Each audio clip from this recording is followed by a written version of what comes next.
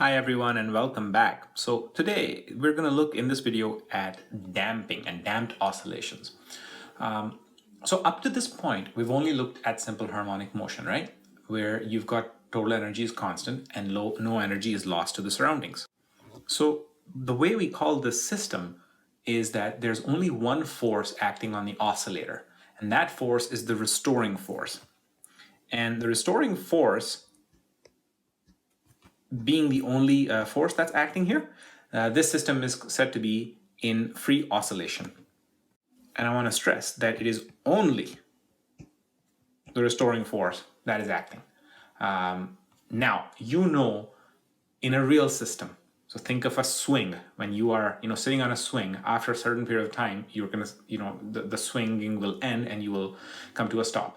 So in a real system, energy is lost to the surroundings due to friction or due to air resistance. And this will always act in the opposite direction to the restoring force. So the result is that the amplitude of the oscillation gradually decreases, and this is called damping. So if I were to plot out the displacement time graph basically of a damped system, it would look a little bit like this. Basically look like this, right? So over time, you're going to find that your oscillations are, essentially decreasing. So this is time and this is displacement. So you say that a system is damped when the amplitude of the oscillation gradually decreases. What's interesting here is that the decay of the oscillation follows exponential decay, and we'll cover exponential decay in future chapters in this course. The period is constant, right? The amplitude is decreasing, but the period remains constant until the oscillation completely dies away. And the system that I've drawn here in this graph here is essentially showing light damping. So what happens when you try to increase damping? Does it make your system, does it make the oscillations, I should say, in your system die away more quickly? Well, kind of. Let's take a look at that. So let us say you have a system that's lightly damped. So you have, let's say, the displacement kind of coming, slowly, it's coming to an end over some course of time. So what we found experimentally is that as you increase the damping, there actually comes a point where, you have hit some kind of a critical level. So you're able to, damp the fastest possible. And we call that critical damping. And why it's called critical is that experimentally it was determined that after this point, even if you damp more, you might not be able to, make the system come to a stop quite as fast, right? So this green line here is actually called overdamped. So you have displacement decreasing to zero in the shortest possible time without any oscillation in a critically damped system. And any further increase is going to produce overdamping. That is, the displacement decrease to zero will happen in a longer time than in critical damping. So why is this important? Well, damping is often useful in an oscillating system.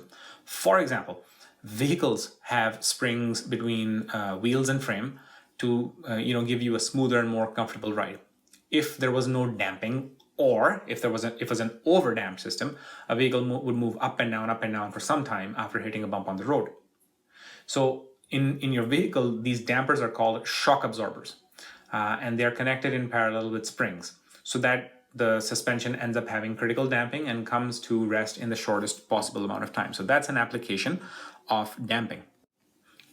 That is, the spring is compressed, there's a piston connected to the frame, and it forces, like oil through a small hole in the piston, such that the energy of the oscillation is dissipated as like thermal energy in the oil. So I'd like to pose the question to you, is overdamping a bad idea? Well, not necessarily. There are some applications for overdamping. And the one that you would encounter every day is like a swing door. Swing doors have some kind of a damping mechanism fitted to them. And the purpose of the damper is that, when you have an open door, when you release that open door, it does not overshoot the closed position such that, it injures someone who's approaching the door. So most door dampers operate in the overdamped mode. So this helps us get into a subsequent discussion that we need to have, and that's on resonance. So let's take a look at that. So when you have a vibrating body undergoing free oscillations or undamped oscillations, the body is said to vibrate at its natural frequency. That is to say that, frequency. That is to say that it's the frequency at which the system will oscillate in the absence of a driving force. The motion pattern of a system that is oscillating at its natural frequency, it's also called the normal mode. And it's also, this frequency is sometimes also, you'll read it in some books, it's referred to as the fundamental frequency. So how does this help us? Because we know that free oscillations don't really occur in the real world. So think of it this way, you have a guitar string, you're plucking the guitar string. You have forced an oscillation to happen here. You're continuously plucking it, you're adding an extra force periodically to this guitar string system. This extra periodic force is going to continuously feed energy into the system to keep the vibration going. This is an example of a forced oscillation. You are adding energy into the system all the time. So let's think of it this way again. What happens to the vibrations of the waves on the string as you increase the frequency? So you have a small amplitude at very low frequencies, and then it's gradually going to increase to a maximum as the frequency is increased. And then again, it will reduce as the frequency is further increased. So the relationship is going to look a little bit like this. So guys, this is an example of what is called resonance. If the driving frequency is the same as the natural frequency of the oscillation of the string that you have, then you're going to have the maximum amplitude. You're basically going to give the string a little kick at the right time in each cycle, and the amplitude is going to keep on building up. I can try and explain this using another example also, in case the string example is not working for you. Imagine you're on a swing, and your period of the swing is 2 seconds, let's say, right? So it takes you 1 second to go from one end to the other and then back, and you're pushing a kid on this swing. Well, if the period of this oscillation is 2 seconds, you have to push every 2 seconds. So you are the driving force. You are the one who is adding energy into the system periodically, right? So you have to push every 2 seconds. Otherwise, the amplitude of this oscillation will not increase. If you're pushing every 3 seconds, you're basically going to be wasting up every 2 pushes, and the third push you'll actually connect with the kid that you're trying to swing, right? So that is an example also of resonance. You're basically giving this kid on the swing a little bit of a push at the right time to allow the amplitude to build up. So the frequency at which the maximum amplitude is occurring is called the resonant frequency, and we call it, and we say resonance is said to occur.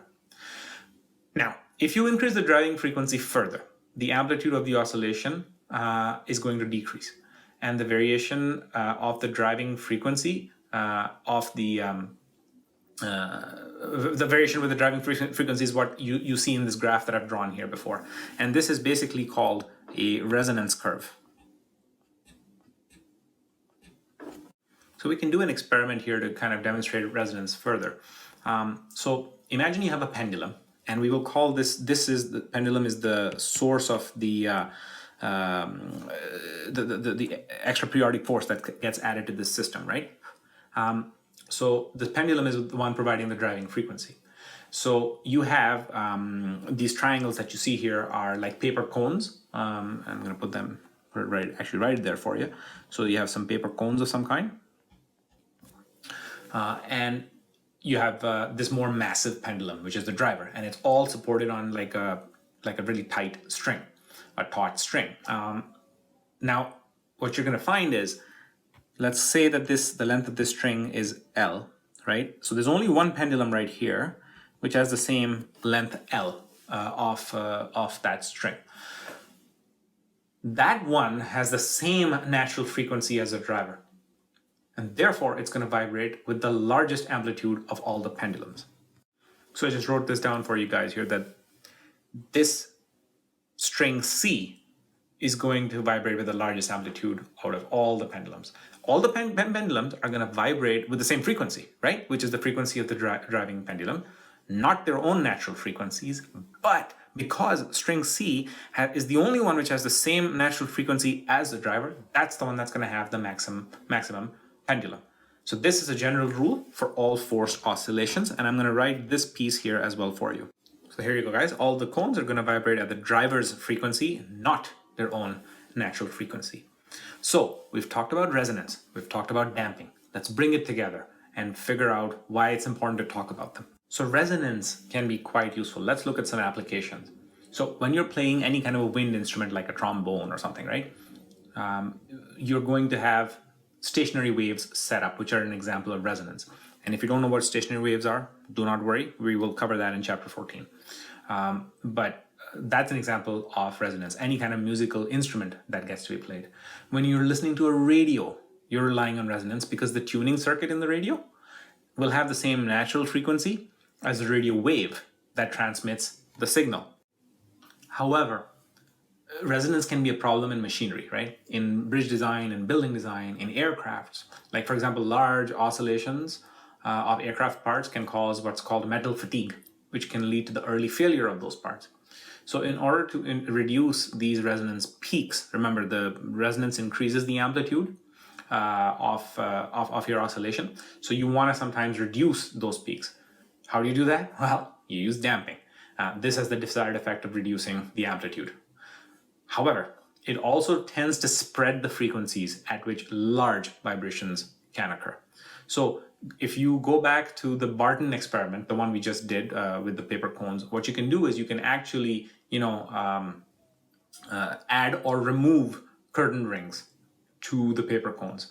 So assume for a second we already had curtain rings on those paper cones, right? And if I then reduce the mass of the pendulums by removing a curtain string, what does that do to the air resistance? Well, that would mean the air resistance is going to have a greater damping effect, and you're going to find that the greater amplitude of vibrations of those pendulums near but not at the resonance frequency. So what does that look like graphically? Well, graphically it'll look a little bit like this. So if you have no damping or light damping, you might just see the curve that looks like this, right? So I'll call this one no or light damping. So let's use a different color here. When it's critically damped, you might see a relationship that looks a little bit like this. Kind of like that. And then, so that one is going to be critical damping. What about if it's overdamped? Well, when it's overdamped, you might see something looking a little bit like this. That one is overdamped. This is what we mean when we say that your range of frequencies over which large vibrations can occur is going to increase because you basically made this curve flatter. One thing you will note here actually is that your resonant frequency, it is actually decreasing. Just look at that carefully. The resonant frequency is decreasing as damping gets introduced. Resonant frequency decreases with damping. And I apologize, I got ahead of myself there. What I was trying to say there, what this guy is your amplitude, although it should be evident from what we've been talking so far. And this one is your driving frequency. Now, there are many examples of resonance in everyday life. We just talked about the pushing the children on a swing kind of example, right? What I want to talk about is, and this can be a little bit of a homework assignment for you, is I would like you to go on the internet and look up pictures. Just look up the pictures of something called the Tacoma Narrows Bridge. It was a bridge that failed in Washington State in the US a long time ago. Narrows Bridge. Just look at the pictures that you see up there. And essentially, it's the world's first suspension bridge I beg your pardon, it was the first suspension bridge in that locality that failed. And wind caused the bridge to oscillate. The wind was the driving force. And it was used for months, even though the roadway was oscillating with the vibrations. And you would actually see vehicles appear and then disappear as the bridge deck vibrated up and down and up and down. And eventually one day there were strong winds. It actually ended up twisting the bridge. The vibrations actually look like twisting vibrations, and the amplitude of the vibrations increased to resonance until the bridge eventually collapsed. You can look it up on Wikipedia, you can look it up on Google, but if nothing else, I would suggest you go up and look up the pictures, because that is an example of a situation where damping would have really helped. So folks, that brings us to the end of this chapter. I will see you in chapter 14. Thank you.